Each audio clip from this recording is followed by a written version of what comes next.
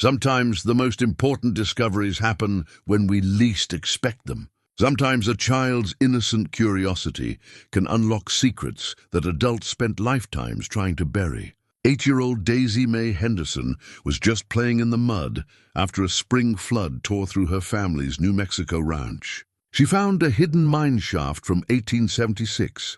Inside was the journal of Isaiah Freeman, a black cowboy who built an underground community for escaped slaves. His story was different from what the history book said. It was a story that would change everything for Daisy's family and their small town. What really happened to Isaiah Freeman and the people he tried to protect? Before we jump back in, tell us where you're tuning in from.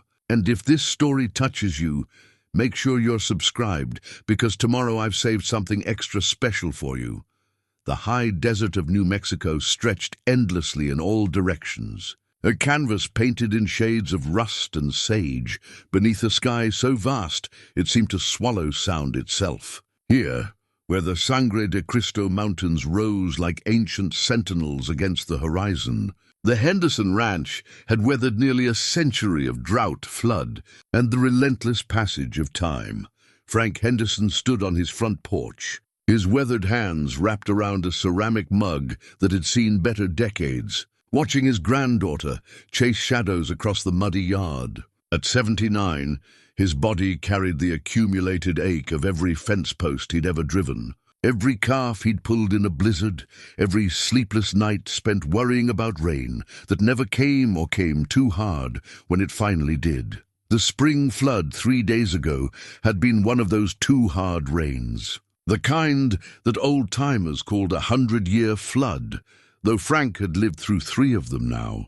The acequia that normally carried a gentle trickle of snowmelt had transformed into a raging torrent, carving new channels through land his grandfather had claimed in 1924. When the waters receded, they left behind a landscape that looked alien, familiar landmarks erased, new gullies carved deep into earth that had been level pasture just days before. Daisy Mae Henderson was 8 years old and fearless in the way that only children can be, before the world teaches them what they should be afraid of. Her auburn curls caught the morning light as she picked her way through the debris field the flood had left behind. Broken fence posts, tumbleweeds wrapped around boulders, and here and there, the bleached bones of cattle that hadn't made it to higher ground in time.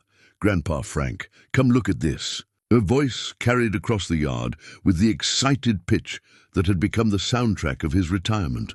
Since her parents had moved back to the ranch 2 years ago, Daisy Mae had appointed herself chief explorer of every corner of the property, and Frank found himself seeing his land through her eyes, full of wonder and possibility, instead of just mounting bills and failing infrastructure. Frank set down his coffee and walked toward her, his boots squelching in mud that would take weeks to dry in the high desert air. She was crouched near the eastern fence line, where the flood had carved a channel so deep you could stand in it without your head clearing ground level. "What have you found now, little one?" She pointed into the gash in the earth, her small finger steady as a compass needle.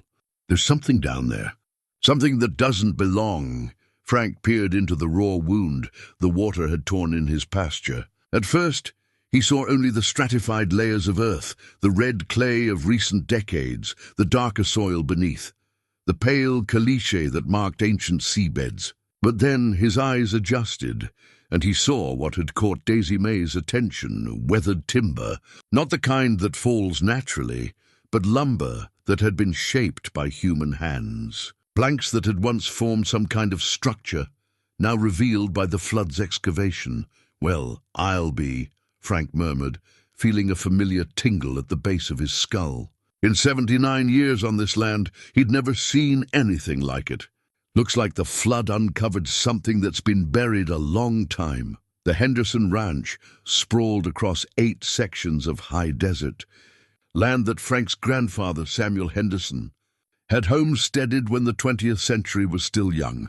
Samuel had been a practical man, the kind who built to last and wasted nothing. The ranch house he'd constructed from local stone and ponderosa pine still stood solid after nearly a century, its thick walls keeping the interior cool in summer and warm during the Bitter winter months when the wind howled down from the mountains.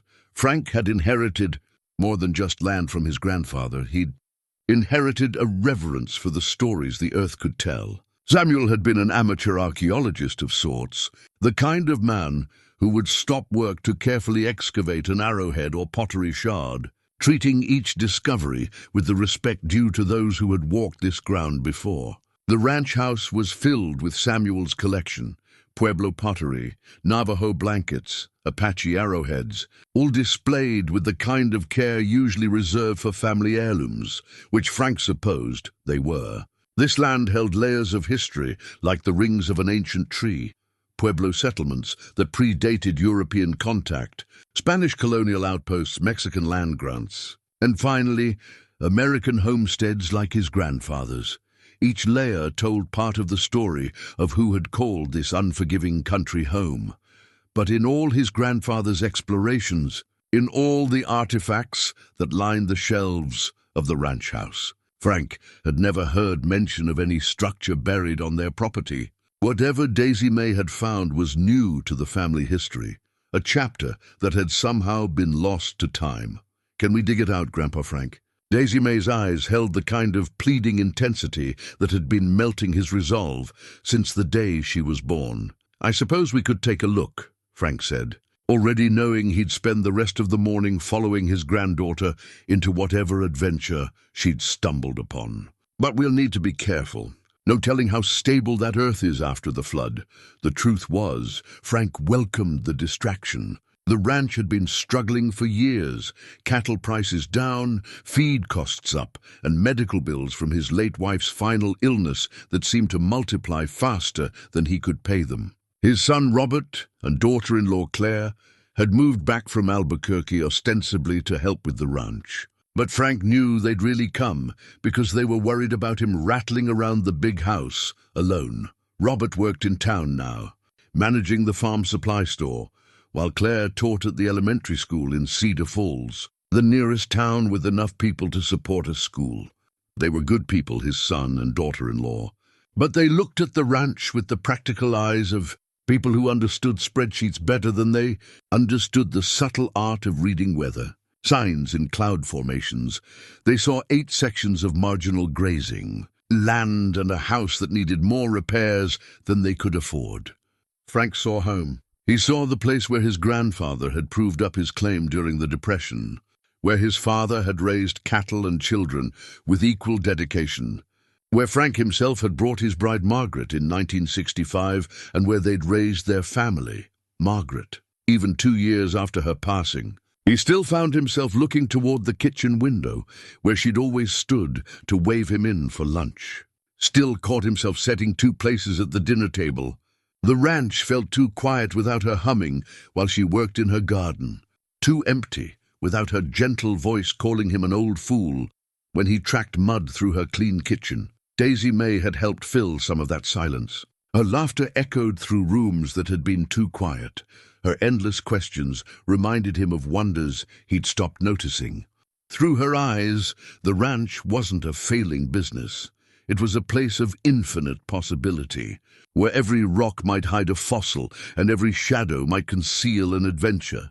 "I'll get the shovels," she announced, already trotting toward the tool shed with the determination of a general marshalling her troops. Frank watched her go, marveling at the way she moved through the world with such confidence. At 8, she was already showing signs of the Henderson stubbornness that had kept his family on this land through good years and lean ones.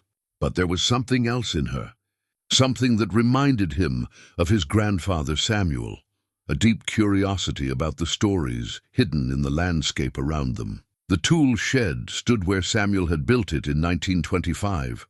Its adobe walls thick enough to turn the summer heat and solid enough to withstand the winter winds that could knock a grown man flat. Inside, tools hung from wooden pegs in the same arrangement Samuel had devised, each implement in its proper place, according to a system that had served 3 generations of Henderson ranchers. Frank selected 2 shovels, a full-size one for himself and the smaller one he'd bought for Daisy Mae when she'd announced her intention to help with the spring gardening.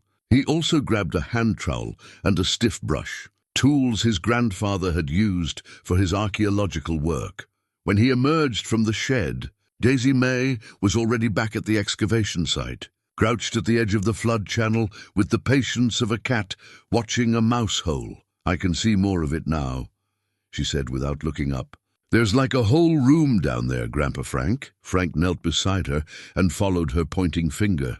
The morning light, higher now and striking the excavation at a different angle, revealed more details. What had looked like random timber at first glance showed signs of deliberate construction. There were joints where boards had been fitted together, and beneath the layer of silt and debris, he could make out what might be a doorway. "Well, I'll be switched," Frank said, using one of his grandfather's favorite expressions. "Looks like somebody built something down there, and the earth just swallowed it up over time." They worked through the morning, taking turns with the shovels and using the brush to carefully clear mud and debris from the exposed timbers. Frank found himself falling into the methodical rhythm his grandfather had taught him. Excavate a little, observe a lot, and never rush the process of discovery. As they worked, the structure revealed itself piece by piece. It was indeed a room, or perhaps a series of rooms, constructed from heavy timber and built into what had once been a natural depression in the landscape. The craftsmanship was solid, the kind of work done by someone who intended the structure to last, but last for what? And who had built it? Frank's mind raced through the possibilities. His grandfather had homesteaded this land in 1924, but the construction techniques visible in the buried structure looked older than that. Much older. Grandpa Frank. Daisy Mae's voice held a note of excitement that made him look up from his careful brushing of a beam joint. "I found something." She was holding what looked like a piece of leather darkened with age and stiff with dried mud. Frank took it gently, feeling the weight of time in the supple material that had somehow survived burial. As he brushed away the accumulated dirt, letters became visible. Not printed letters, but handwriting in faded ink that had somehow endured whatever catastrophe had buried this place. "Journal," he read aloud, squinting at the barely legible script. "Property of—" The next words were obscured by mud, but below them, in slightly clearer letters, he could make out a date, Anno Domini 1876. Frank felt a chill that had nothing to do with the morning air. 1876. That was 48 years before his grandfather had claimed this land, back when this part of New Mexico was still territory, not state. Back when the nearest railroad was a week's hard ride away, and the law was whatever a man could enforce with his own two hands. He looked at his granddaughter, who was watching him with the focused intensity she usually reserved for particularly interesting insects. "Daisy Mae," he said carefully, "I think you found something that's going to change how we see this old ranch." She smiled, a gap-toothed grin that reminded him of her grandmother. "Is it treasure, Grandpa Frank?" Frank looked down at the leather journal in his hands, feeling the weight of history and mystery it contained. "I don't know, little one, but I think it might be something even more valuable than treasure." As the sun climbed higher over the high desert, casting shorter shadows across the excavation site, Frank Henderson had no way of knowing that his granddaughter's discovery would soon draw the attention of the entire nation. He couldn't foresee the legal battles, the media circus, or the painful reckoning with history that lay ahead. All he knew was that the flood had revealed something that had been hidden for nearly 150 years. And in his experience, things stayed hidden that long for a reason.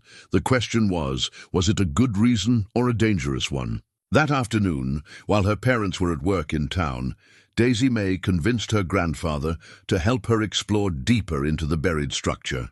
The leather journal sat on the kitchen table, where they'd left it to dry, its secret still locked behind layers of mud and time.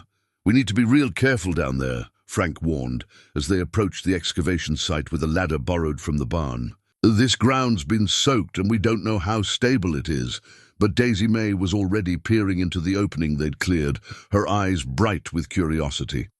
"There's more rooms down there, Grandpa Frank. I can see doorways. Frank positioned the ladder carefully, testing its stability before allowing his granddaughter to climb down. The structure revealed itself to be more complex than either of them had imagined, not just a single room, but a series of connected chambers carved into the earth and reinforced with heavy timbers. The first room they entered was small, perhaps 8 feet square, with what appeared to be sleeping alcoves carved into the walls. The air was stale but not foul, preserved by the same conditions that had kept the structure intact for more than a century. "It's like a secret hideout," Daisy Mae whispered, her voice echoing strangely in the confined space. Frank played his flashlight beam along the walls, revealing details that made his breath catch. Shelves had been carved directly into the earth, and on them sat artifacts that should have crumbled decades ago, but had been preserved by the unique conditions of their burial. Metal tools, their surfaces darkened with age but still recognizable. Ceramic vessels, and everywhere, the careful craftsmanship of someone who had built this place to last. In the second chamber, larger than the first, they found more sleeping areas and what looked like a crude kitchen.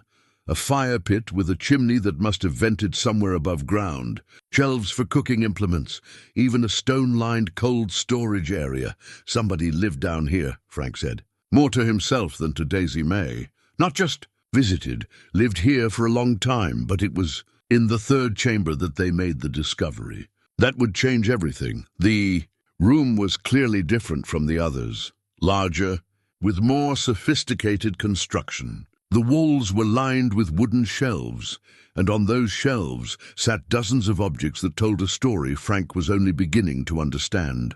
Books, their leather bindings cracked but intact. Tools that looked like they'd been made by skilled craftsmen.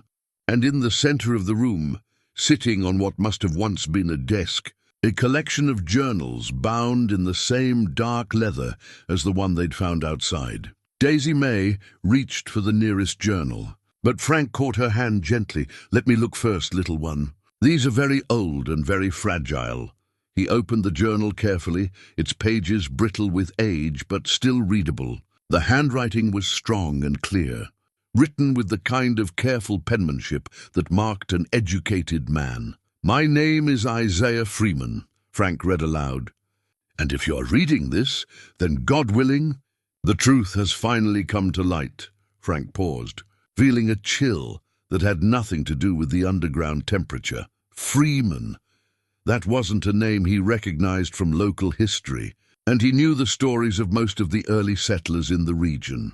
"I was born into slavery in Alabama in the year of our Lord 1845, Frank continued reading.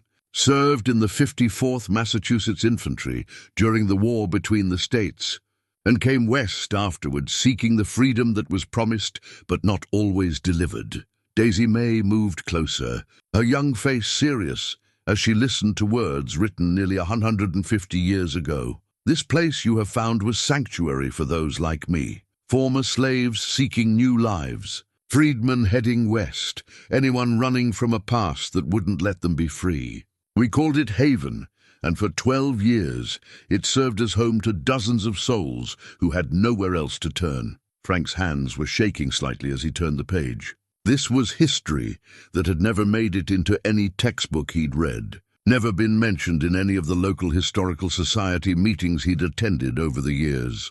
"The year is now 1876, and I fear our time here is ending. Word has reached certain parties in Cedar Falls about our community, and their reaction has been hostile. They speak of property values and proper Christian conduct, but their meaning is clear enough. There is no room in their vision of the future for people like us." Frank looked up at his granddaughter, seeing his own amazement reflected in her wide eyes. "He's talking about people who lived right here, on our land," he said softly. "People who built this place as a home. What happened to them?" Daisy Mae asked. Frank turned more pages, scanning the entries that followed. The story that emerged was both inspiring and heartbreaking. Isaiah Freeman had indeed created a sanctuary on this land, a place where former slaves, freedmen, and others fleeing persecution could start new lives. They'd farmed the land, raised livestock, built a community, And they'd done it all in secret, hiding from a world that wasn't ready to accept their freedom. We have received word that a party of men from Cedar Falls plans to visit us tomorrow. Frank read from an entry dated September 15th, 1876. They claim concern about illegal occupation of land. But Samuel Potter's boy overheard talk in town about teaching troublemakers their place. I've sent the women and children away, told them to head for the Colorado settlements. God willing, they will find safety there. The next entry was dated 2 days later, and Isaiah's handwriting was hurried, less careful. They came as we expected, but in greater numbers than we feared. 20 men at least, some wearing badges that gave them no legal authority here, all armed and full of righteous anger. They spoke of sanitary concerns and proper Christian behavior. But their true message was clear. We were not welcome in their vision of this territory's future. Frank paused in his reading, feeling a weight settling in his chest. He had a terrible suspicion about how this story ended. They have given us until sunrise to vacate the premises, all of us. They care nothing for the improvements we have made, the crops we have planted, the years we have invested in making this land productive. To them, we are trespassers on land that belongs to white men by divine right. The final entries told the story of Isaiah Freeman's last days on the land that would eventually become the Henderson Ranch. Rather than flee like the others, he had chosen to stay, to document what had happened, and to preserve the evidence of his community's existence. I am alone now, save for old Moses, who refuses to leave his garden, and young Sarah, who says she would rather die free than live in fear. We have sealed the entrances to Haven, hidden what we could, and prepared for whatever comes. The last entry was dated September 20th, 1876. They returned at dawn, as promised, but found only empty buildings. Let them burn what they will. The true heart of this place lies hidden below, waiting for a time when justice and truth mean more than the color of a man's skin. To whoever finds this record, know that we lived here, we loved this land, and we were not the criminals they claimed us to be. We were free men and women, seeking nothing more than the chance to build lives worth living. May God grant that someday that will be enough. Frank closed the journal, his throat tight with emotion. In his hands was the record of a community that had existed on his land for 12 years, a community that had been driven away not by law or necessity, but by hatred and fear. Grandpa Frank? Daisy Mae's voice was small in the underground chamber. Why were those men so mean to Isaiah and his friends? Frank looked at his granddaughter, this innocent child who had stumbled upon a story that adults had worked hard to bury and forget. How do you explain the weight of history to an 8-year-old? How do you tell a child about the ways people can be cruel to each other for no reason other than difference? People are sometimes afraid of what they don't understand, he said finally. And fear can make people do terrible things. But Isaiah and his friends weren't doing anything wrong, Daisy Mae said with the clear moral certainty of childhood. They were just trying to live on the land, same as us. You're right, little one. They weren't doing anything wrong at all. As they climbed back up into the afternoon sunlight, Frank's mind was racing. The implications of what they'd found were staggering. If Isaiah Freeman's account was accurate, then this land had been occupied by a thriving community for more than a decade before his grandfather had homesteaded it. And that community had been driven away not by any legal process, but by vigilante action. More troubling still was the question of what had happened to Isaiah Freeman and the others who had stayed behind. The historical record of Cedar Falls from that period mentioned no trials, no legal proceedings against illegal squatters. It was as if Isaiah Freeman and his community had simply vanished from history. But now, thanks to his granddaughter's curiosity and a spring flood's excavation, their story was about to emerge from its long burial. Frank had no way of knowing that the truth they'd uncovered would soon divide their community, challenge long-held beliefs about the past, and force everyone in Cedar Falls to confront a history they'd never been taught. All he knew was that Isaiah Freeman deserved to have his story heard, and that his granddaughter had given him the chance to make that happen. The question was their small community ready for the truth? That evening, after Robert and Claire returned from town, Frank called a family meeting. They gathered around the kitchen table where Isaiah Freeman's journal lay open under the warm glow of Margaret's old reading lamp. "I need to show you something that Daisy Mae found today," Frank began, his weathered hands resting on either side of the journal. "Something that changes what we know about this land." Robert looked skeptical. He'd heard about his daughter's discoveries before, most of which turned out to be interesting rocks or unusual insects. But as Frank read selected passages from Isaiah Freeman's account, his expression grew more serious. "Dad, are you saying there was a whole community living on our land before Great-Grandpa Samuel claimed it?" "That's exactly what I'm saying." Frank turned the journal so his son could see Isaiah's careful handwriting. "And according to this, they were driven off by force, not law." Claire, who had been listening quietly while making notes in a small pad she always carried, looked up from her writing. "Frank, if this is authentic, and I'm not saying it isn't, but if it is, this could be historically significant, very significant." As the elementary school's librarian as well as a teacher, Claire had a deep appreciation for primary source documents. She'd spent countless hours helping students understand the difference between fact and folklore, between documented history and family stories that grew with each telling. "The craftsmanship down there is real enough," Frank said, "and the preservation is remarkable. The dry conditions must have protected everything." Over the next hour, Frank and Daisy Mae took turns describing their exploration of the underground chambers. Robert's skepticism gradually gave way to curiosity, especially when they described the sophisticated construction and the variety of artifacts they'd observed. "We need to be systematic about this," Claire said, her teacher's mind already organizing the challenge ahead. "If this is what you think it is, we need to document everything carefully. Photos, measurements, detailed inventory of artifacts. And we need to research Isaiah Freeman," Robert added. "See if there's any official record of him anywhere." Daisy Mae, who had been unusually quiet during the adult conversation, finally spoke up. "Are we going to tell people about Isaiah and his friends?"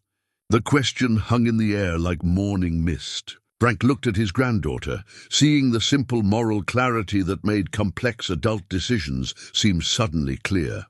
"Yes, little one, I think we are."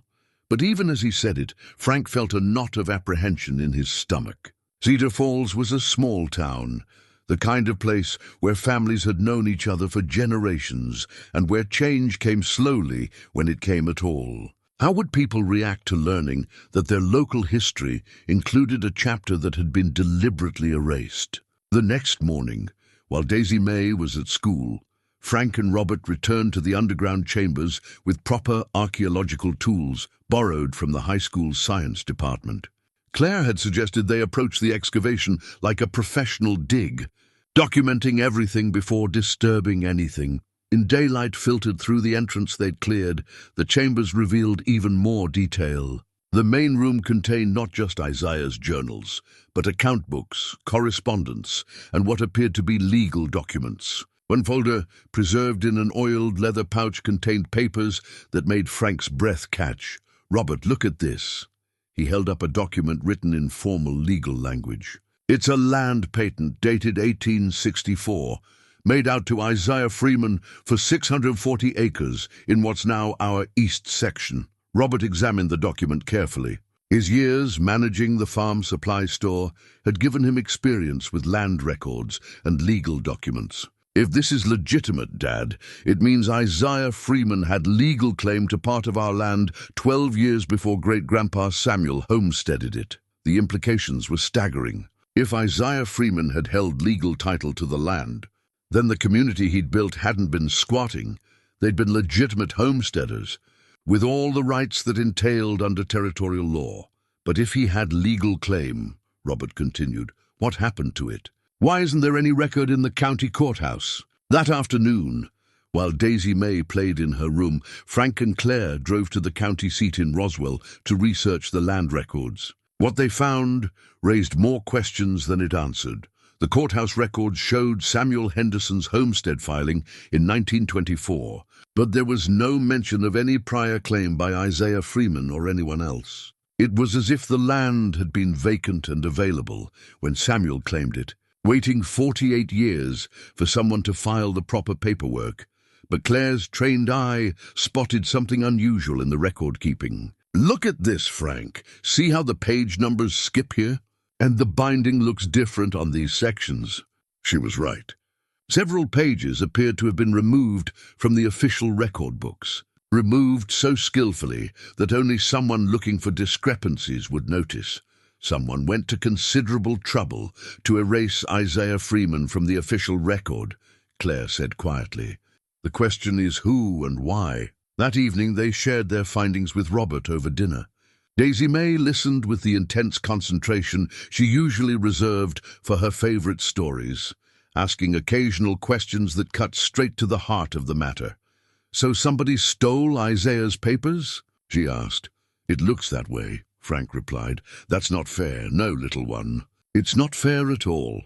As they prepared for bed that night, Frank found himself standing in his grandfather Samuel's study, looking at the collection of artifacts and historical documents that lined the shelves. Samuel had been passionate about preserving the history of the region, but there was no mention anywhere in his papers of finding evidence of prior occupation on the land. Had Samuel known? Had he found traces of Isaiah Freeman's community and chosen to keep quiet about it? Or had the erasure of the historical record been so complete that even an amateur historian like Samuel had found no trace of what had come before? Frank picked up a photograph of his grandfather, taken sometime in the 1930s. Samuel looked out from the frame with the steady gaze of a man comfortable with his place in the world. He'd been a good man, Frank was certain of that, honest in his dealings, generous with his neighbors, devoted to his family. But good men could still benefit from injustices they didn't create, and Frank was beginning to understand that his family's claim to this land might be built on a foundation more complex than he'd ever imagined. The next day brought their first hint of the controversy to come. Dr. Sarah Martinez, a historian from the University in Las Cruces, called in response to a careful inquiry Claire had made about territorial-era land patents. "Mrs. Henderson, I have to tell you that what you're describing is extraordinarily rare," Dr. Martinez said during their phone conversation. Most documents from that period dealing with land grants to former slaves were either lost or deliberately destroyed. If you found authenticated materials from Isaiah Freeman, you may have stumbled onto one of the most significant historical discoveries in New Mexico in decades. The excitement in Dr. Martinez's voice was palpable, and Frank found himself caught between pride in his granddaughter's discovery and anxiety about where this path might lead. "Dr. Martinez," he said, taking the phone from Claire, "what kind of reaction should we expect if this story becomes public?" There was a long pause before the historian replied. "Mr. Henderson, the story you're describing challenges some deeply held beliefs about how the West was settled. Some people will celebrate the discovery, others—" She paused again. "Others may not be so welcoming. Are you prepared for that possibility?" Frank looked through the kitchen window toward the excavation site, where yellow police tape now marked the area to prevent accidental damage to the archaeological site. "Dr. Martinez, I'm not sure anyone can be prepared for something like this, but I think it needs to be told. Then I'd like to come see what you've found, if you're willing. And Mr. Henderson, you might want to prepare your family for the fact that once this story gets out, your quiet life on the ranch is going to change dramatically." As Frank hung up the phone, he realized that Dr. Martinez was right. They'd passed the point of no return. Isaiah Freeman's story was about to emerge from its long burial, and there was no predicting how the world would react to the truth they'd uncovered. Outside, Daisy Mae was playing in the yard, her laughter carrying on the desert wind. For now, she was still just a curious 8-year-old who'd found something interesting buried in the mud. But Frank suspected that very soon she was going to learn lessons about history, justice, and human nature that no child should have to learn so young. The question was, how much could one family handle when the past refused to stay buried? Dr. Sarah Martinez arrived at the Henderson Ranch 3 days later, driving a dusty pickup truck loaded with archaeological equipment and cameras. She was younger than Frank had expected, perhaps 45, with graying hair pulled back in a practical ponytail, and the kind of steady confidence that comes from years of careful scholarship. Her reaction to the underground chambers exceeded even Frank's expectations. "My God," she whispered as she examined Isaiah Freeman's journals by lamplight in the main chamber. "This is pristine. The preservation is absolutely remarkable."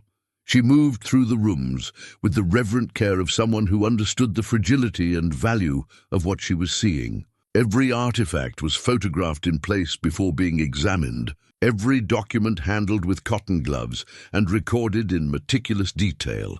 But it was when she found the folder of photographs that her professional composure finally cracked. "Mr. Henderson, you need to see this."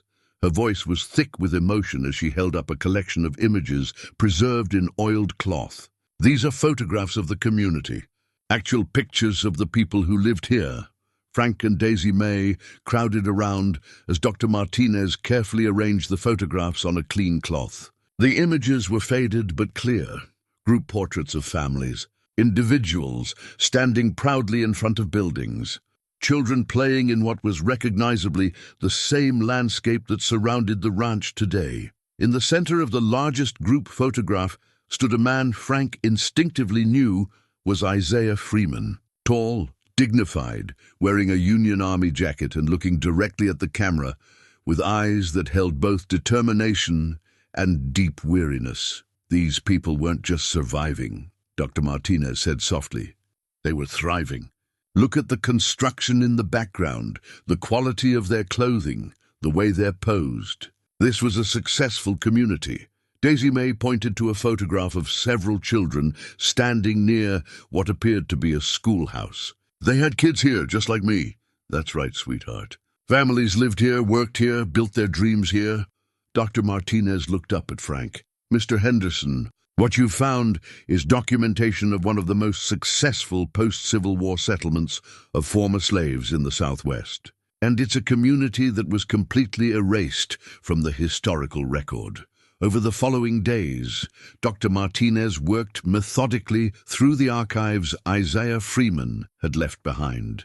The picture that emerged was of a sophisticated community that had operated in secret for more than a decade. They'd grown crops, raised livestock, operated a school, and maintained trade relationships with sympathetic merchants in towns as far away as Santa Fe. "Look at these account books," Dr. Martinez said, showing Frank ledgers written in Isaiah's careful hand.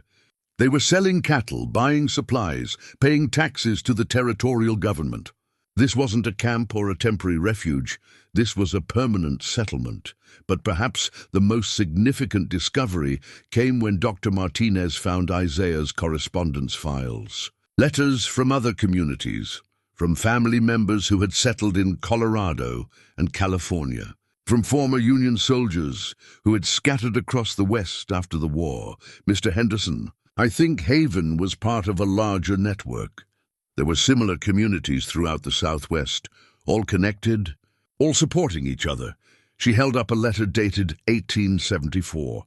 "This is from a community in Colorado, warning about increasing hostility from local authorities. And here's one from Arizona describing a successful harvest and offering to trade. Grain for manufactured goods." The most poignant discovery was a collection of letters from children who had grown up in Haven and moved on to other settlements. They wrote about their lives, their families, their work. Normal letters from young adults to the man who had been like a grandfather to them all. But they also wrote about something else. The fear that was growing in communities like theirs as territorial governments gave way to statehood, and the informal tolerance they'd enjoyed began to disappear. Uncle Isaiah. Frank read from one letter dated 1875. The talk here grows uglier each day. They speak of cleaning up the territory, making it fit for decent folk. We all know what that means. Zara wants to head for California, says there's less trouble there for people like us. I'm inclined to agree. As the scope of Isaiah Freeman's community became clearer, Frank found himself grappling with emotions he hadn't expected. Pride in his granddaughter's discovery, mixed with guilt, about his family's unwitting role in benefiting from an injustice they hadn't known. About Dr. Martinez, he said one evening as they sat on the porch, reviewing the day's findings. What happened to these people? Do we know? She was quiet for a long moment, her eyes focused on the horizon, where the last light was fading behind the mountains. Some of the letters I found suggest that most of the community scattered. Before the final confrontation in September 1876, Isaiah and a few others stayed behind to document what had happened and hide the evidence. She paused. But Mr. Henderson, I haven't found any record of what happened to those who stayed. And that troubles me more than I can say.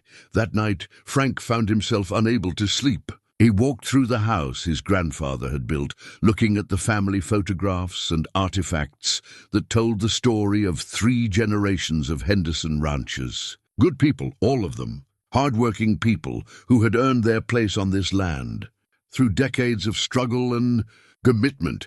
But how do you reconcile that knowledge with the growing understanding that their claim to the land might have been built on an injustice? How do you honor both the truth of Isaiah Freeman's story and the truth of his own family's investment in this place? The next morning brought an unexpected visitor.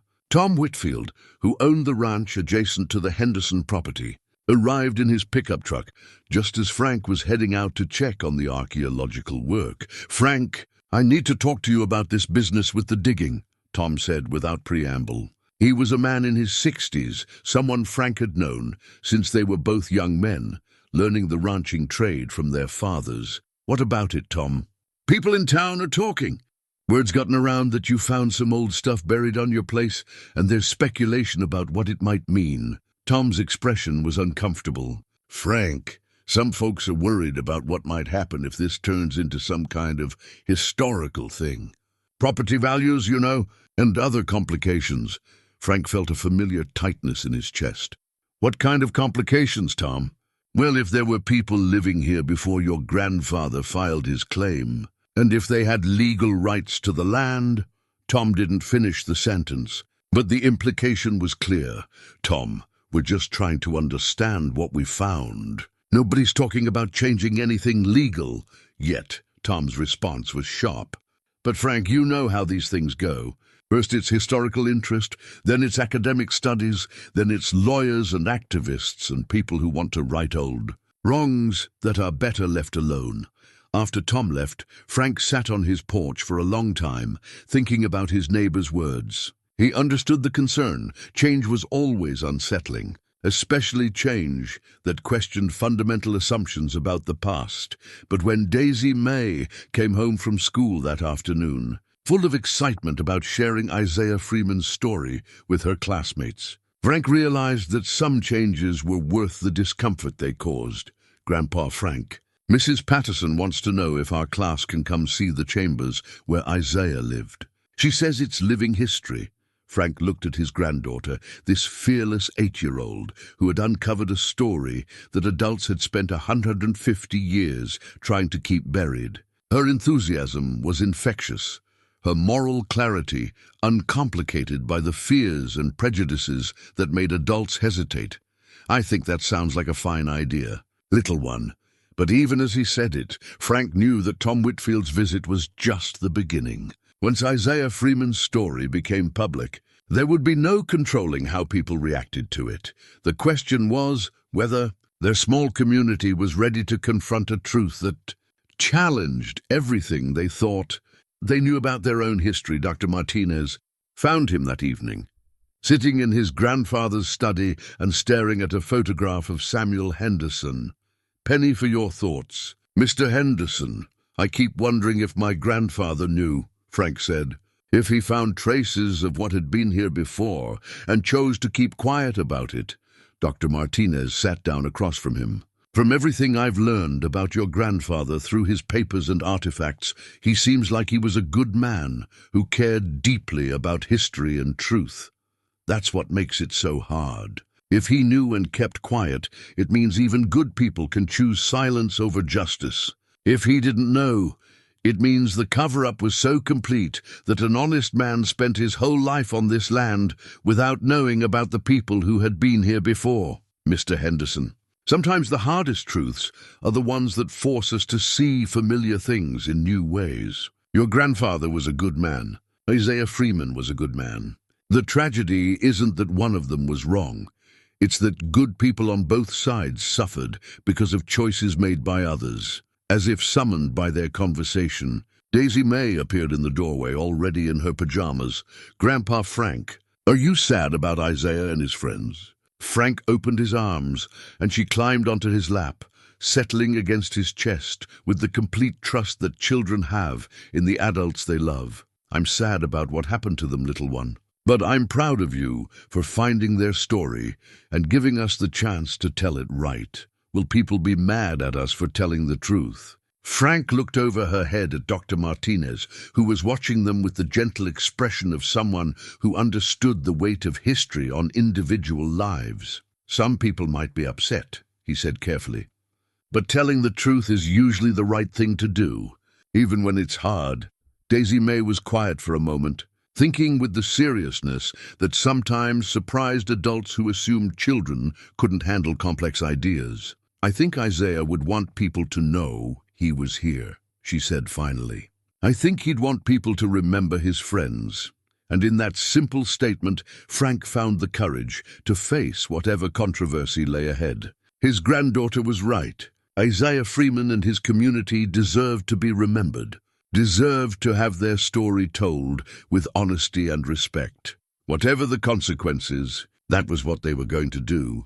The story broke 3 weeks later. Despite the Henderson family's attempts to control the timing, a freelance journalist from Albuquerque, following up on rumors about an archaeological discovery, arrived at the ranch unannounced and managed to photograph some of the artifacts before Frank could stop him. Within days, the headline, "Hidden Slave Community Discovered in New Mexico," appeared in newspapers across the Southwest. The phone at the Henderson ranch began ringing before dawn and didn't stop until well after dark. Frank watched from his kitchen window as news vans arrived, their satellite dishes transforming his quiet ranch yard into something resembling a small city. Reporters set up cameras with the underground chambers in the background, broadcasting live reports about one of the most significant archaeological discoveries in recent memory. But not all the attention was welcome. The morning after the first news reports aired, Frank found spray paint on his barn door. "Leave the past alone." Someone had also torn down the yellow tape around the excavation site and scattered debris into the chambers. "Dad, maybe we should have waited," Robert said as they surveyed the damage. "Maybe we should have found a way to handle this more quietly."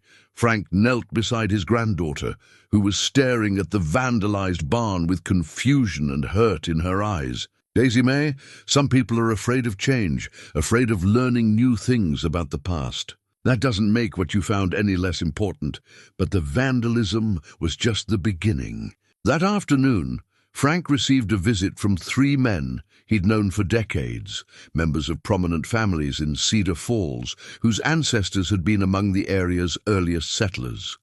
Bill Crawford, whose great-grandfather had been one of the first merchants in Cedar Falls, spoke for the group. "Frank, we need to talk about where this is all heading. This story is getting out of hand, bringing in outsiders, causing talk about things that happened so long ago, nobody alive remembers them. That's exactly the problem, Bill. Nobody remembers them because the story was deliberately buried. Maybe it was buried for good reason," said Marcus Webb, whose family had owned the largest ranch in the county for 4 generations. "Frank, you're stirring up trouble that doesn't need stirring. These reporters are asking questions about land titles, about how our families came to own their property. That's dangerous ground. Frank felt his temper rising. Dangerous to whom? To the truth?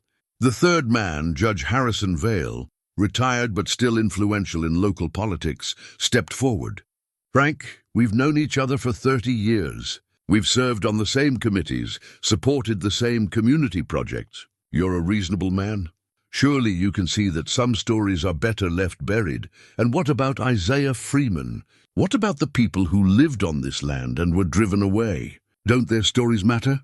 That was 150 years ago, Crawford said. Nobody's responsible for what happened then. But if you keep pushing this, you could affect property values, create legal complications, bring in activists who want to relitigate every injustice that ever happened after they left. Frank sat on his porch and tried to process what had just occurred. These weren't strangers or extremists. They were men he'd worked alongside for decades, men whose children had played with his son, whose families had been part of the fabric of his community. But their fear of Isaiah Freeman's story ran deep enough to make them abandon the principles of truth and justice they claimed to support. Dr. Martinez arrived that evening to find Frank sitting in the growing darkness, watching the lights of the news crews in his front yard. "Rough day?" she asked, settling into the chair beside him. "Sarah, I keep asking myself if we're doing the right thing. These are my neighbors, people I've known all my life, and now they look at me like I'm some kind of traitor. Mr. Henderson, I've spent my career studying moments exactly like this one. When hidden history comes to light, it always creates tension between those who want to confront the truth and those who prefer the comfort of familiar stories." She paused, watching a reporter adjust his camera for a live broadcast. "The question is, what matters more? Your relationships with people who are afraid of the truth, or your responsibility to people who can't speak for themselves?" Before Frank could answer, Daisy Mae appeared at the screen door, her face pressed against the mesh as she watched the circus in their front yard. "Grandpa Frank, why are all these people here?" "They want to learn about Isaiah and his friends," Frank said. "Your discovery is helping people understand history they never knew about, but some people don't want to learn about it." The question cut to the heart of everything Frank was struggling with. "That's right, little one. Some people are more comfortable with the stories they already know, even if those stories aren't true." Frank looked at his granddaughter, marveling at how her 8-year-old mind could cut through complexities that left adults tangled in contradictions. Even then, the next morning brought more complications. A team of lawyers representing concerned property owners in Cedar Falls arrived with a court injunction attempting to halt any further archaeological work on the Henderson Ranch. They claimed the excavation was disturbing a potential crime scene without proper legal authorization. Frank read the legal documents with growing anger. Crime scene. They're calling Isaiah Freeman's community a crime scene. Dr. Martinez, who had dealt with similar legal challenges at other archaeological sites, was more philosophical. "It's a delaying tactic, Mr. Henderson. They're hoping to tie this up in court long enough for media attention to fade." But media attention wasn't fading. If anything, it was intensifying. Civil rights organizations were expressing interest in the story. Academic historians were calling it one of the most important discoveries in Western history. Museums were inquiring about displaying the artifacts, and in Cedar Falls, the community was splitting into camps. At the grocery store, Frank found himself the center of uncomfortable conversations. Some people praised him for bringing important history to light. Others made pointed comments about stirring up trouble and attracting unwanted attention to their quiet town. The most painful encounter came when he ran into Martha Crawford, Bill's wife, in the cereal aisle. "Frank Henderson, I'm disappointed in you," she said, her voice carrying the authority of someone accustomed to being listened to in church committees and civic organizations. "You've brought shame on our community, made us look like a town full of racists and criminals." "Martha, all we did was tell the truth about what we found. Your truth is calling my great-grandfather a thief and a murderer. Is that really what you want your granddaughter to be remembered for?" The question haunted Frank as he drove home. Was he putting too much burden on Daisy Mae's young shoulders? Was he asking her to carry the weight of a controversy that would follow her for the rest of her life? But when he arrived at the ranch, he found his granddaughter in the underground chambers with Dr. Martinez, carefully cleaning artifacts and asking questions about the people who had once called Haven home. "Grandpa Frank, look what we found." She held up a small wooden toy, a carved horse that someone had made with patient care for a child who had played with it more than 140 years. "Go, Dr. Sarah says this belonged to one of the kids who lived here. She says when we put it in the museum, other kids will learn about Isaiah's friends and how they lived." Frank looked at the toy horse, worn smooth by small hands, and felt his doubts dissolve. This wasn't about adult fears or property values or community comfort. This was about honoring the lives of people who had been erased from history, about giving them back their voices and their dignity. "That's a wonderful idea, little one. Isaiah's friends deserve to be remembered." As the sun set over the high desert, casting long shadows across the ranch, Frank made peace with the controversy they'd unleashed. Some battles were worth fighting, regardless of the cost, and some truths were too important to keep buried, no matter who wanted them to stay hidden. 2 months after the story broke, the Henderson Ranch had become the focal point of a national conversation about hidden history and racial justice in the American West. The Smithsonian had sent a team to document the site. Civil rights leaders had visited to pay their respects to Isaiah Freeman's memory. Graduate students from universities across the country had requested permission to study the artifacts, but the attention had taken its toll on Frank's health. The stress of constant media scrutiny, combined with the emotional weight of his neighbor's rejection, had triggered chest pains that sent him to the hospital twice in 3 weeks. "Dad, you need to slow down," Robert said as they sat in the cardiologist's waiting room. "This is literally killing you." Frank looked at his son, seeing the worry etched in lines around his eyes. Robert had been caught in the middle of the controversy, facing judgment at work and in town because of his family's decision to publicize Isaiah Freeman's story. "I know it's hard on you and Claire," Frank said. "On Daisy Mae, too. Maybe I should have thought more about what this would cost all of you." "That's not what I mean, Dad. We support what you're doing, what Daisy Mae started. But you're carrying too much of the burden yourself." The truth was, Frank had been losing sleep over more than just community pressure. Dr. Martinez's research had uncovered troubling evidence about what had happened to Isaiah Freeman and the others who had remained at Haven after September 1876. "Robert, I need to tell you something that Sarah discovered last week. Something that changes everything." He pulled out a folder containing photocopies of documents Dr. Martinez had found in the territorial archives in Santa Fe. She found the sheriff's report from October 1876. 3 bodies were found in a burned building about 5 miles from here. The report identifies them as vagrant trespassers who died in an accidental fire. Robert examined the documents, his expression growing grim. "Dad, are you saying—" "I'm saying Isaiah Freeman and 2 others didn't just disappear. They were killed. And the official report was written to make it look like an accident." The implications were staggering. What they'd uncovered wasn't just a story about a hidden community. It was evidence of murder that had been covered up for nearly 150 years. That afternoon, Dr. Martinez arrived at the ranch with news that added another layer of complexity to an already overwhelming situation. "Mr. Henderson, I've been contacted by the Freeman family." Frank looked up from the legal documents he'd been studying. "Freeman family?" "Isaiah Freeman's descendants. His great-great-grandson lives in Denver.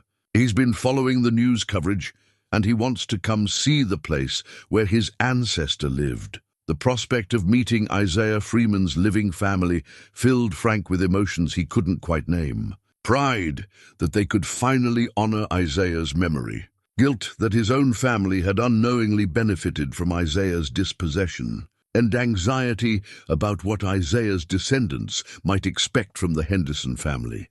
Dr. Sarah, Daisy Mae said, looking up from the artifact she'd been carefully cleaning, "Does this mean Isaiah had kids and grandkids just like us?"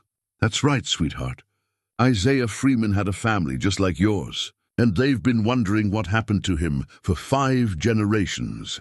Marcus Freeman arrived at the Henderson Ranch on a crisp October morning, driving a rental car and carrying a briefcase filled with family documents and photographs. He was a man in his 50s, a professor of African American studies at the University of Colorado, with his ancestors' same thoughtful eyes and dignified bearing. Frank watched from the porch as Marcus stood at the edge of the excavation site, looking down into the chambers where his great-great-grandfather had lived and worked and made his final stand. "Mr. Henderson," Marcus said when Frank approached, "I want to thank you and your family for bringing my ancestor's story to light. We always knew something had happened to him here in New Mexico, but we never knew what."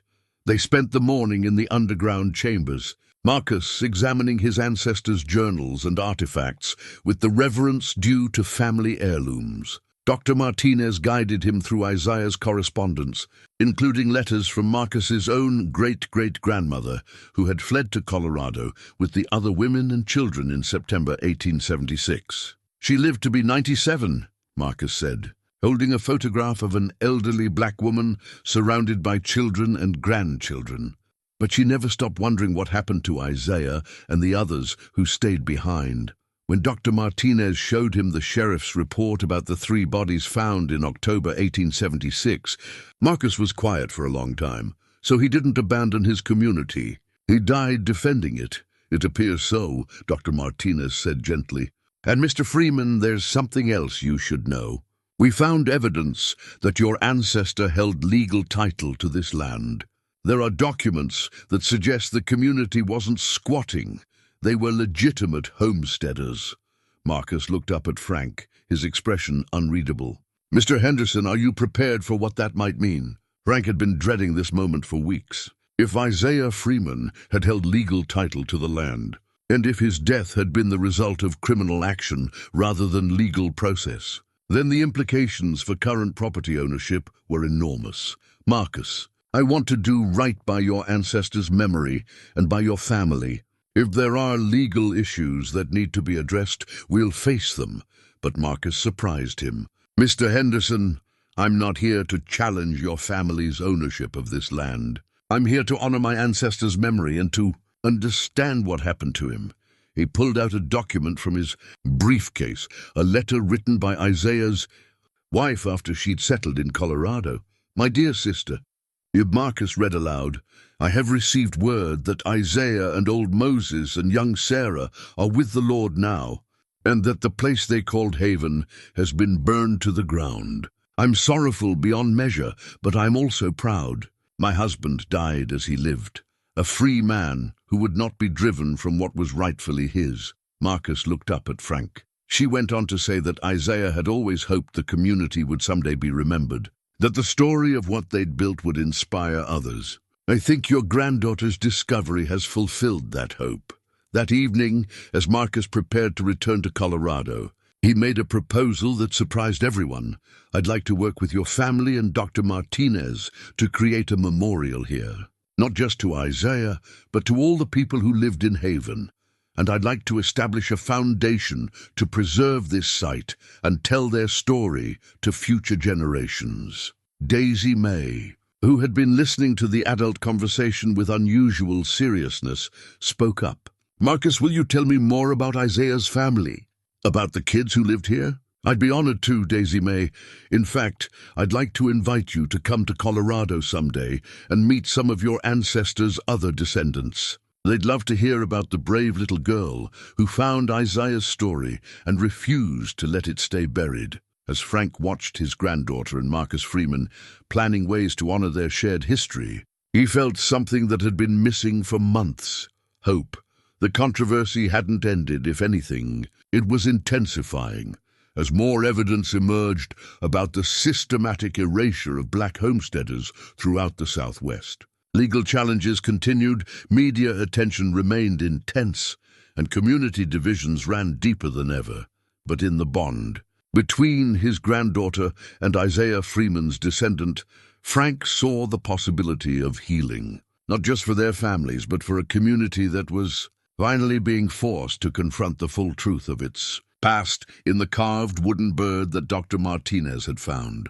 In the deepest chamber, Isaiah's symbol of hope and freedom, Frank found his own reason to keep fighting for truth. No matter the cost, some legacies, he realized, were worth preserving regardless of how uncomfortable they made the present.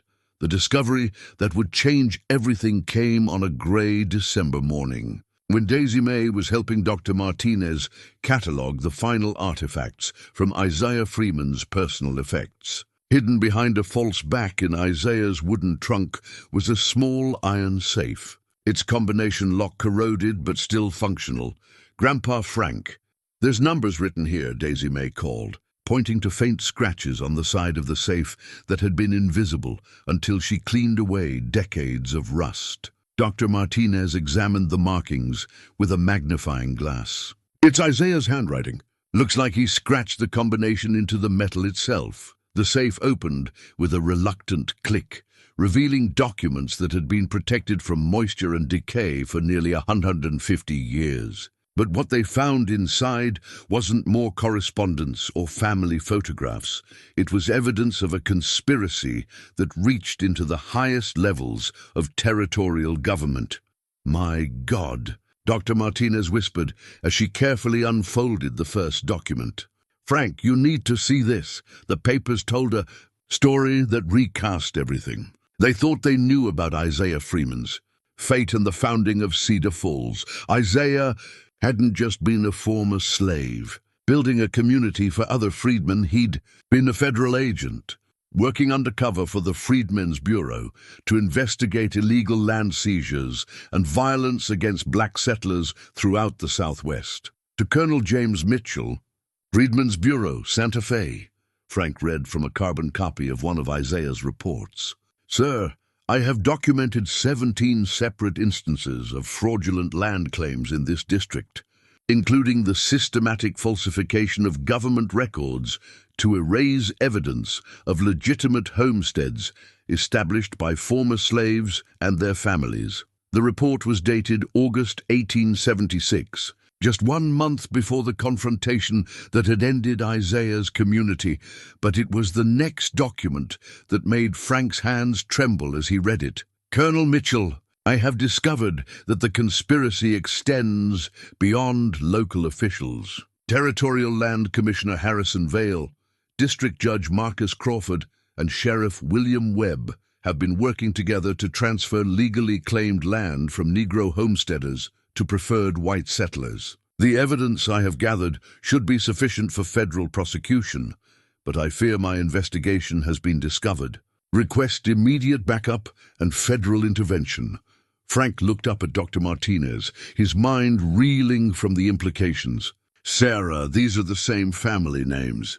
Vale, Crawford, Webb. Their descendants are the ones trying to stop us from telling Isaiah's story." "It gets worse," Dr. Martinez said, pointing to the final document in the safe. It was a letter from Colonel Mitchell to Isaiah, dated September 10th, 1876. "Freeman, your reports have been forwarded to Washington with highest priority. Federal marshals en route but delayed by Apache troubles. Maintain your position and continue gathering evidence. Critical that documentation be preserved for federal investigation, but the federal marshals had never arrived. Or if they had, they'd arrived too late to save Isaiah Freeman and his companions. The implications were staggering. Isaiah Freeman hadn't died defending a community of squatters. He'd died as a federal agent investigating a criminal conspiracy.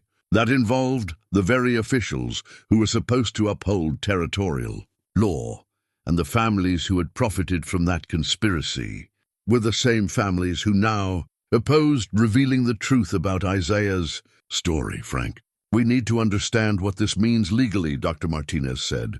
"If Isaiah Freeman was a federal agent working an authorized investigation, and if he was killed while performing his official duties, then his death wasn't just murder. It was the assassination of a federal officer."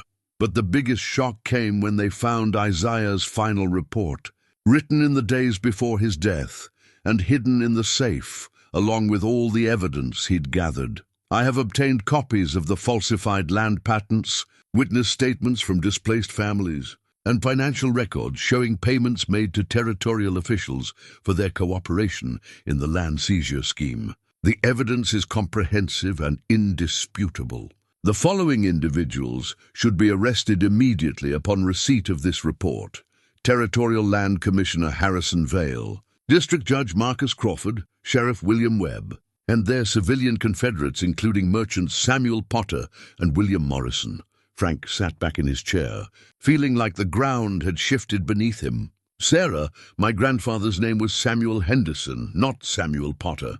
But what if he stopped, unable to finish the thought? Dr. Martinez was already pulling out maps and land records. Frank, what was your great-grandfather's full name?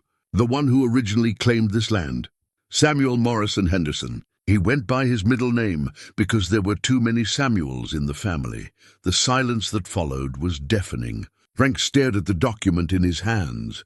Seeing his great-grandfather's name listed among the civilian confederates in Isaiah Freeman's final report. Dr. Sarah, Daisy Mae's voice was small in the underground chamber. What does this mean? Frank looked at his granddaughter, this innocent child who had uncovered a truth that would shake their family to its core. How do you tell an 8-year-old that her discovery has revealed that her own ancestor may have been complicit in murder and fraud? It means, little one, that the story is more complicated than we thought. But Dr. Martinez was studying the documents more carefully.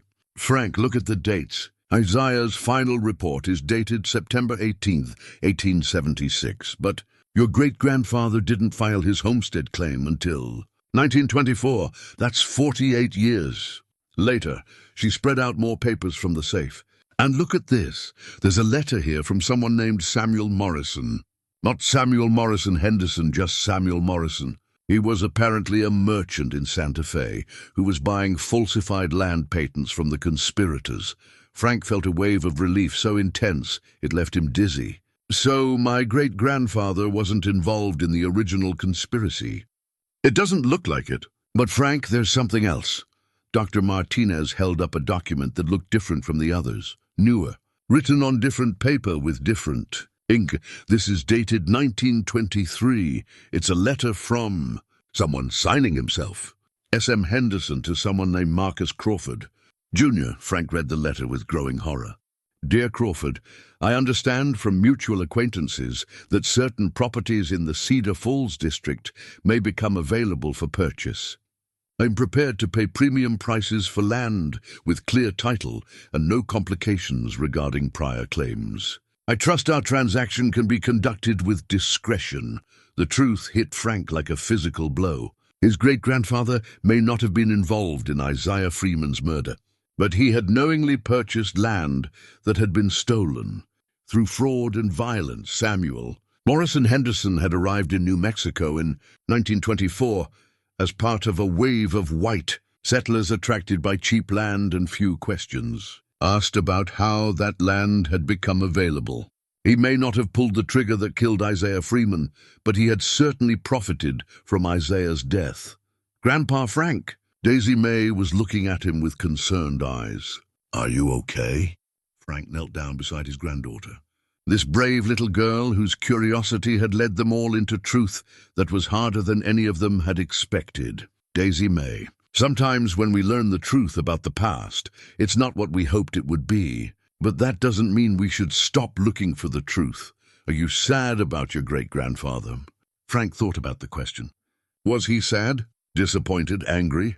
I'm sad that good people got hurt, he said finally. And I'm sad that my great-grandfather made choices that contributed to that hurt, even if he didn't know the full story at the time. Dr. Martinez was carefully photographing all the documents from Isaiah's safe. Frank, this changes everything. Not just the historical record, but the legal situation. If Isaiah Freeman was a federal agent killed in the line of duty, and if the land transfers that followed were based on criminal conspiracy, then current property ownership throughout this entire district could be challenged. Frank looked around the underground chamber where Isaiah Freeman had made his last stand against injustice. The federal agent who had died here deserved to have his story told. deserved to have his sacrifice honored.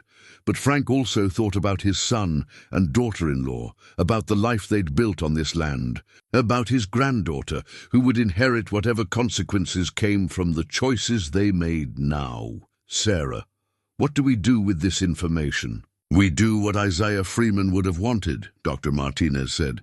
We make sure the truth comes to light, all of it, no matter how uncomfortable it makes anyone. Even if it means losing our ranch? Dr. Martinez looked at Daisy Mae, who was carefully cleaning another artifact with the same gentle attention she'd shown to everything from Isaiah's community.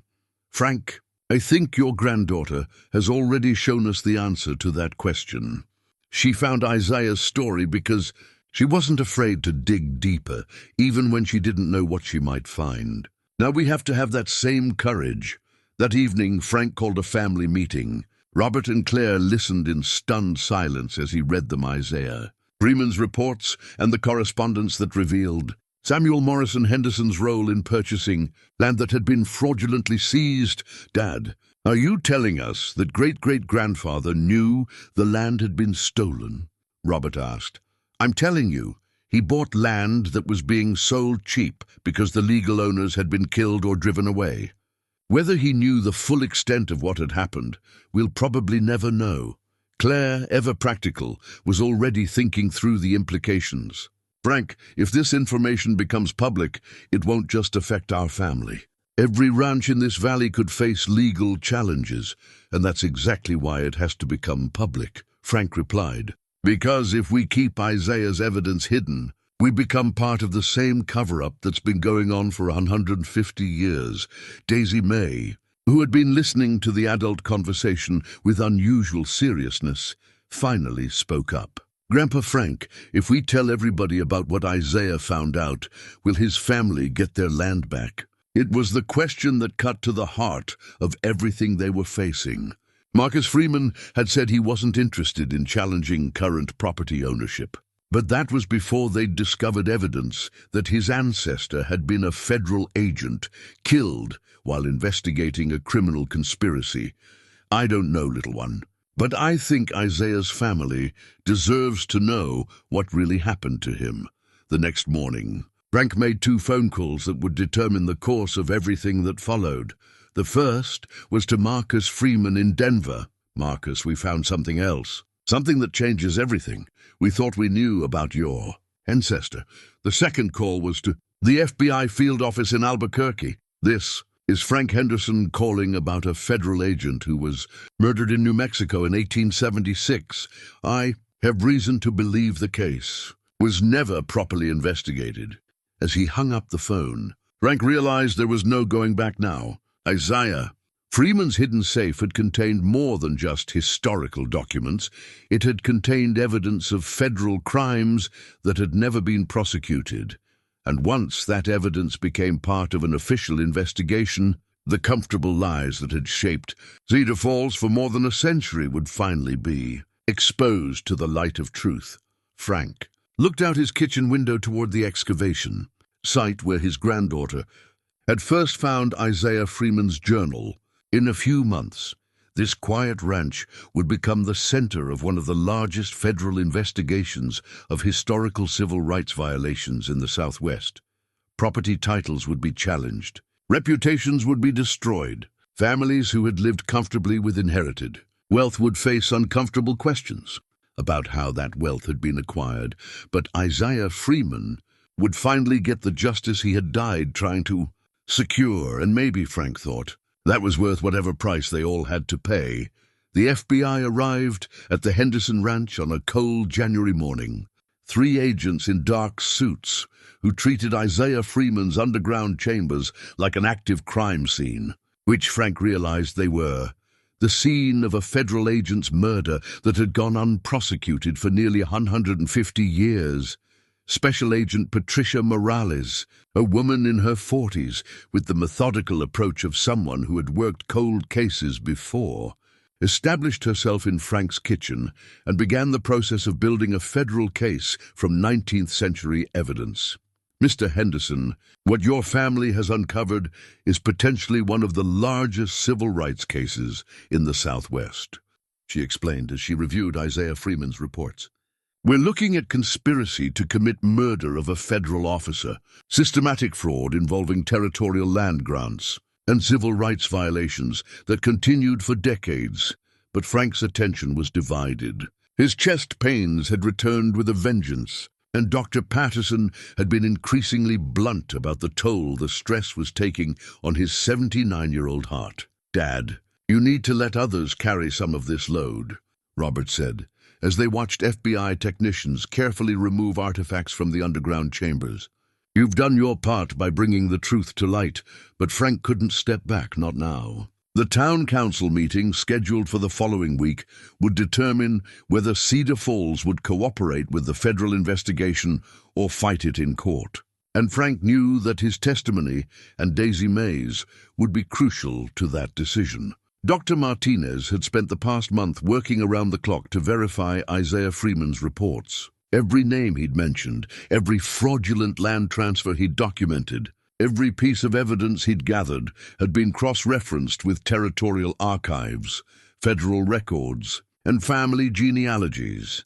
The picture that emerged was of a conspiracy that had shaped the development of the entire region. Dozens of black homesteaders had been driven from their land through violence and legal manipulation.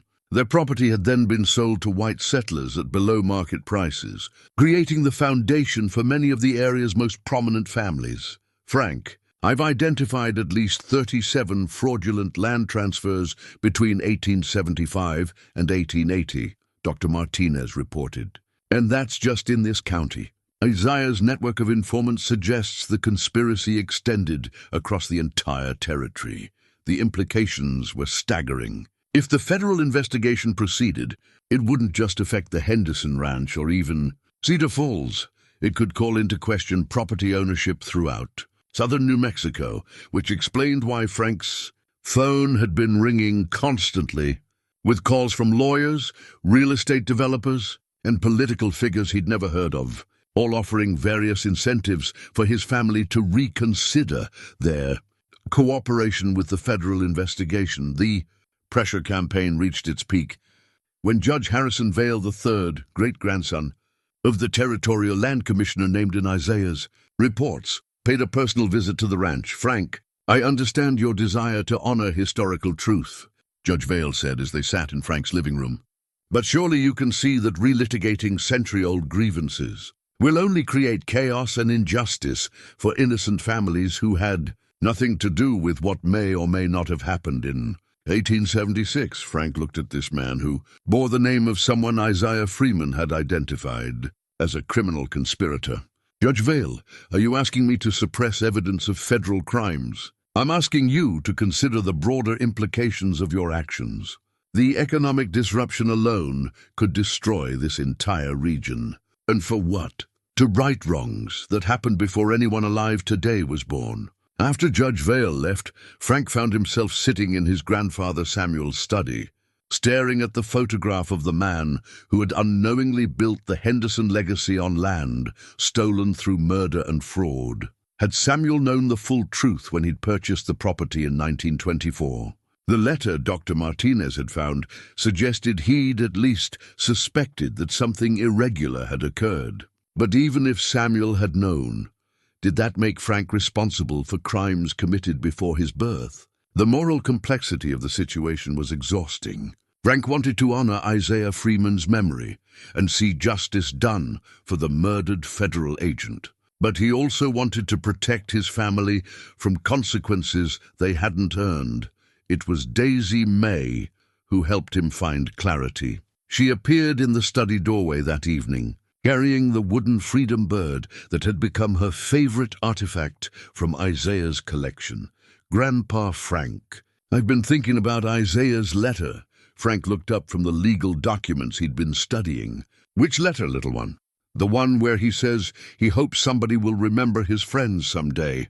He was hoping somebody like us would find his story and tell people about it." She climbed onto his lap, settling against his chest with the trust that had always melted his resolve. "And now we found his story, and some people are mad about it. But Isaiah would want us to keep telling it anyway, wouldn't he?" Frank looked into his granddaughter's clear eyes and saw the answer to every question he'd been wrestling with. Isaiah Freeman had died trying to secure justice. The least Frank could do was honor that sacrifice, regardless of the personal cost. Yes, little one, I think Isaiah would want us to keep telling his story, no matter what. The next morning, Frank received a call that changed everything.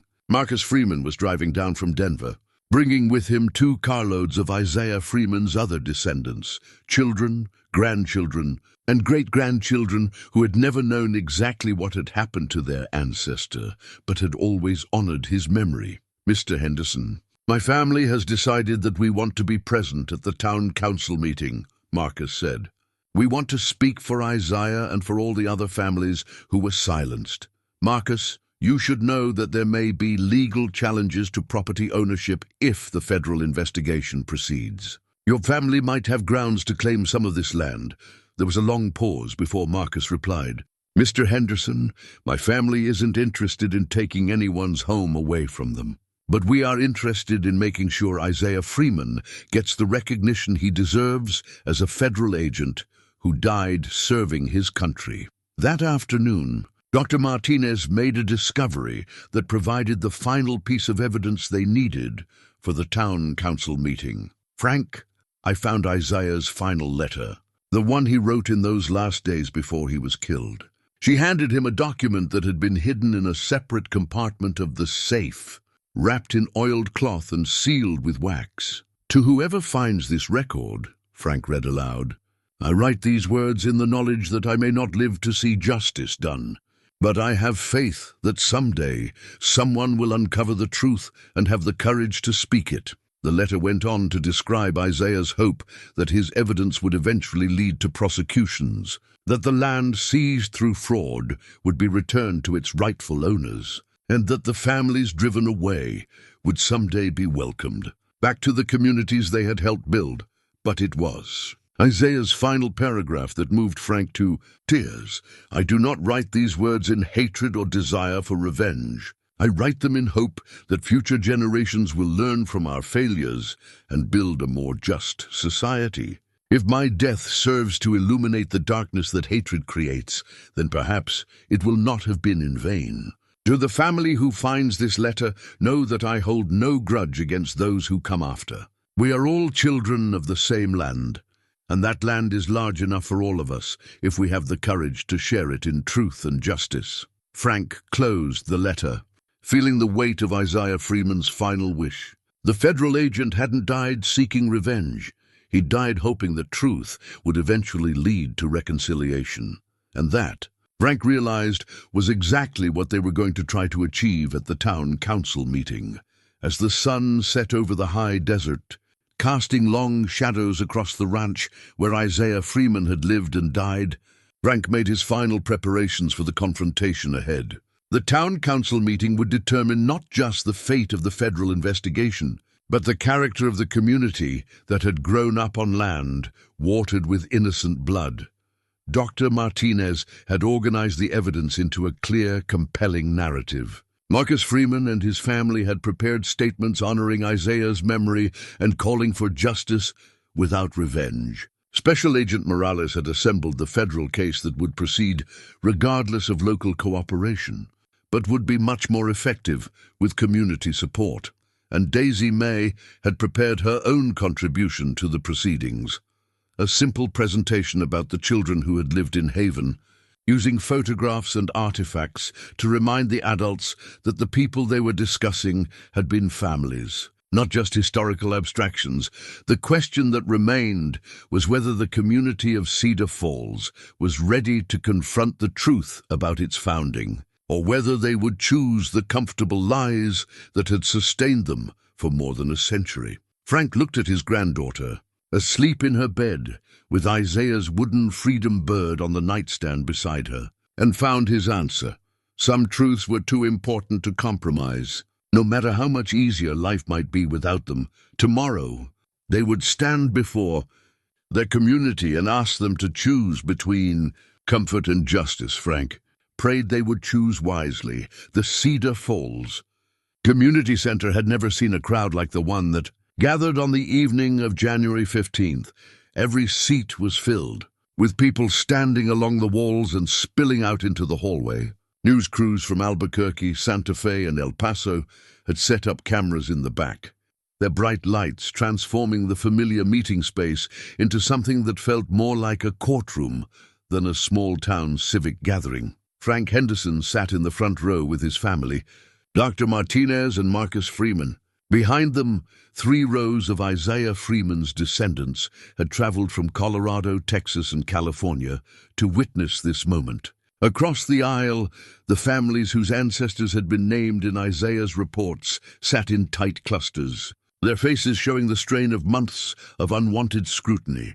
Mayor Patricia Sandoval, a woman in her 60s who had been trying to hold the community together through the crisis, called the meeting to order with a voice that barely carried over the murmur of the crowd.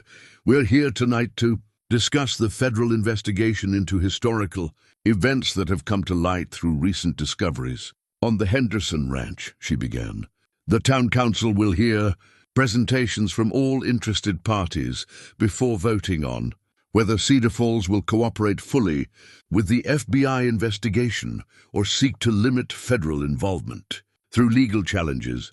The first speaker was Bill Crawford, representing the coalition of families opposed to federal involvement.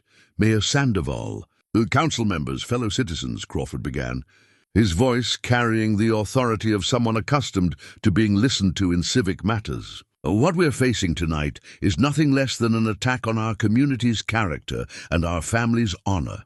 He gestured toward a display board showing photographs of Cedar Falls' founding families. "These are the people who built our town, who invested their lives and resources in making this harsh land livable. They were good people, Christian people who worked hard and dealt fairly with their neighbors." Crawford's voice rose as he warmed to his theme. "Now we're being asked to believe that these pillars of our community were criminals and murderers, based on documents that could easily have been fabricated and stories told by people with obvious grievances against successful white families." Frank felt his chest tighten as Crawford continued his speech, painting Isaiah Freeman as a troublemaker and his reports as unreliable testimony from a disgruntled federal employee. "The truth is, friends, that what happened 150 years ago, if it happened at all the way these documents claim, has nothing to do with us. We can't be held responsible for the actions of people who died before most of us were born." When Crawford finished, the applause from his supporters was vigorous but not universal. Frank noticed that many people in the audience remained silent, their expressions troubled. The next speaker was Dr. Martinez, representing the historical and academic perspective. "Mayor Sandoval, members of the council, I've spent my career studying the settlement of the American West, and I can say without reservation that the documents found on the Henderson Ranch represent one of the most significant historical discoveries in decades." She displayed photographs of Isaiah Freeman's reports, his federal credentials, and the evidence he had gathered of systematic fraud and violence. "These are not fabricated documents. They've been authenticated by multiple experts, cross-referenced with federal archives, and verified through independent research. Isaiah Freeman was a federal agent investigating real crimes, and he died in the line of duty."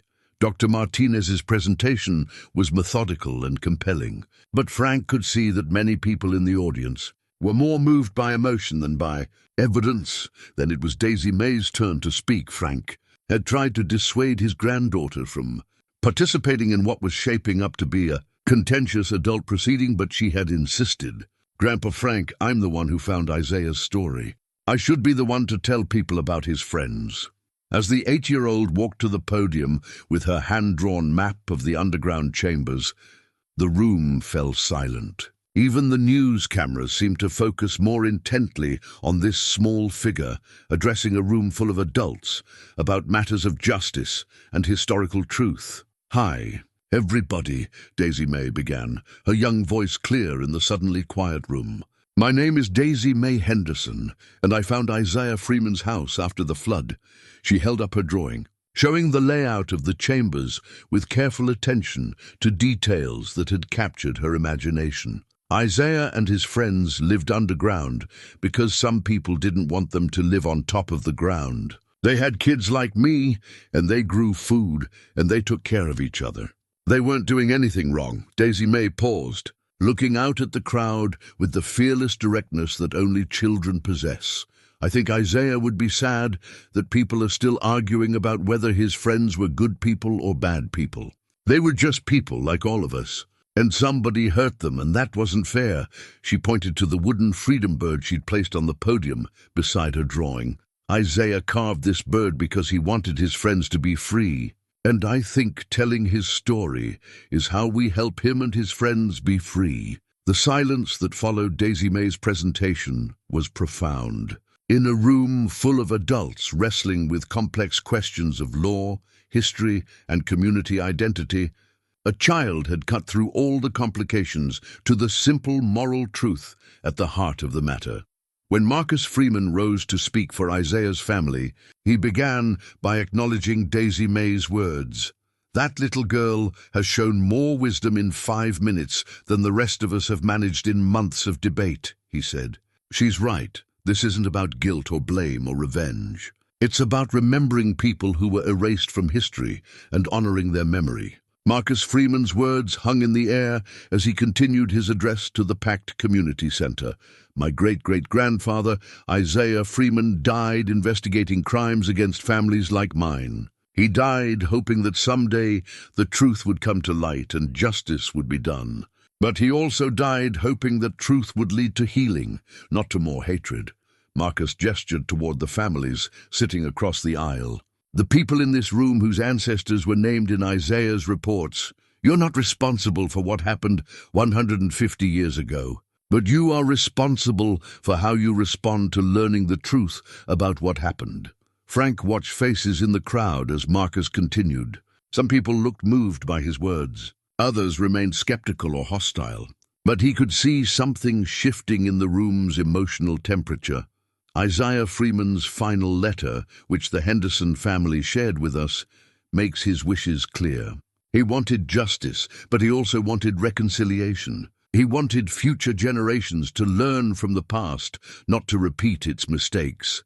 As Marcus spoke about forgiveness and shared responsibility for healing historical wounds, Frank felt a familiar pain in his chest. The stress of the evening, combined with months of controversy and sleepless nights, was taking its toll. But before he could say anything to Robert, Judge Harrison Vale III rose from his seat in the middle of the crowd. "I'd like to address the council," Judge Vale said, his voice carrying the authority of 3 decades on the bench. Mayor Sandoval looked surprised, but nodded. The chair recognizes Judge Vale.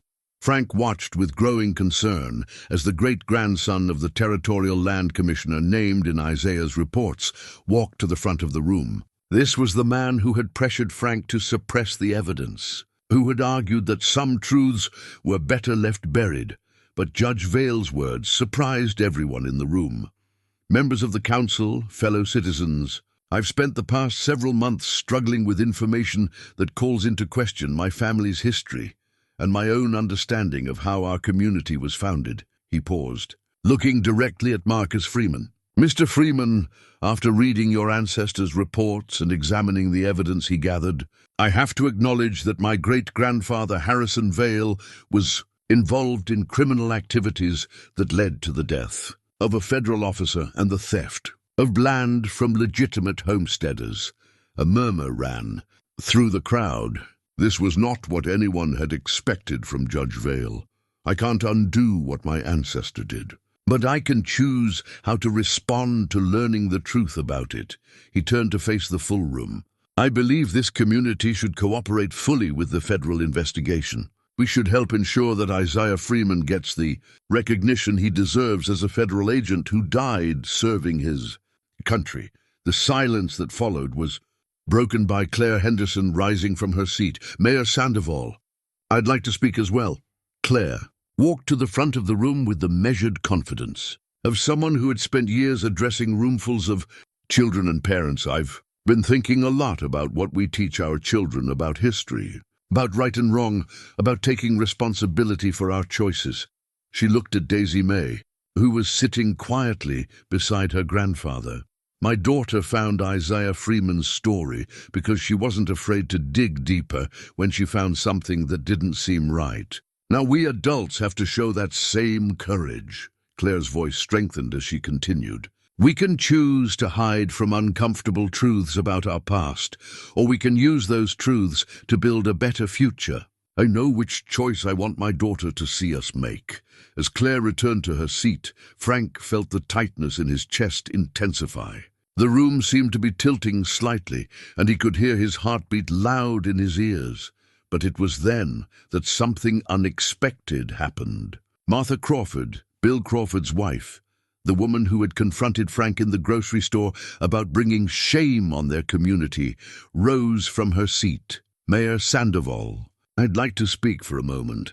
She walked slowly to the front of the room, her face showing the strain of months of controversy that had divided lifelong friends and neighbors. I've been one of the people opposing this investigation. I've been afraid of what it would mean for our families, our property, our community's reputation.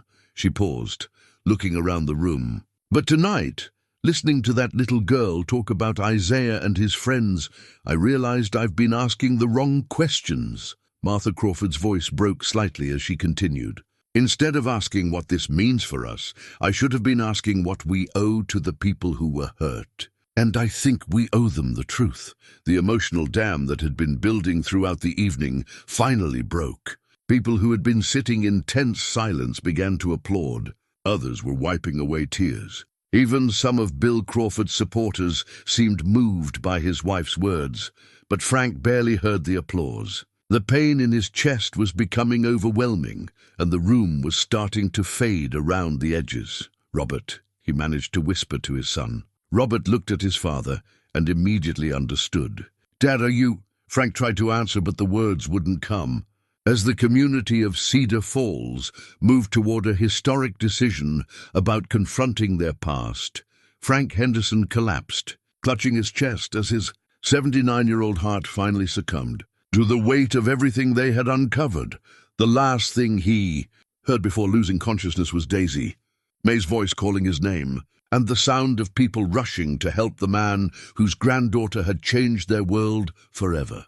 6 months later, Frank Henderson stood beside his granddaughter on a platform overlooking the excavation site where Daisy Mae had first found Isaiah Freeman's journal.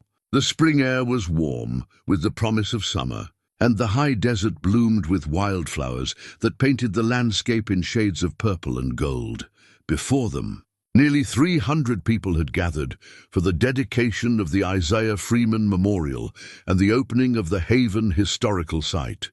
Federal officials, state historians, civil rights leaders, and tourists from across the country had come to witness the formal recognition of a community that had been hidden for 150 years. But for Frank, the most meaningful faces in the crowd were those of his neighbors from Cedar Falls, people who had spent months wrestling with uncomfortable truths about their past and had ultimately chosen healing over denial. The town council's vote, taken after Frank had recovered from his heart attack, had been unanimous. Cedar Falls would cooperate fully with the federal investigation and support the creation of a memorial to Isaiah Freeman and his community. That vote had led to consequences no one had fully anticipated. The FBI investigation had indeed challenged property titles throughout the region, but rather than the legal chaos many had feared, a process of negotiation and reconciliation had emerged. Families like the Crawfords and the Vales, whose ancestors had benefited from the fraudulent land transfers, had worked with Isaiah Freeman's descendants to establish the Memorial Foundation. Some property had been returned, compensation had been paid, educational programs had been established, and gradually, Cedar Falls had become known not as a town that had hidden its shameful past, but as a community that had found the courage to confront historical injustice and work toward healing. Dr. Sarah Martinez, who had been appointed as the site's first director, stepped to the microphone to introduce the day's speakers. Ladies and gentlemen, we gather today not just to remember the past, but to honor the courage it took to bring hidden history to light. The story of Isaiah Freeman and the community he called Haven reminds us that the American West was built by people of all colors, all backgrounds, all dreams of freedom. Marcus Freeman spoke about his ancestors' legacy and the importance of remembering communities that had been erased from history. Judge Vale talked about the responsibility each generation has to confront the failures of those who came before. Martha Crawford read from letters written by children who had grown up in Haven, their words bringing life to people who had been reduced to names in historical documents.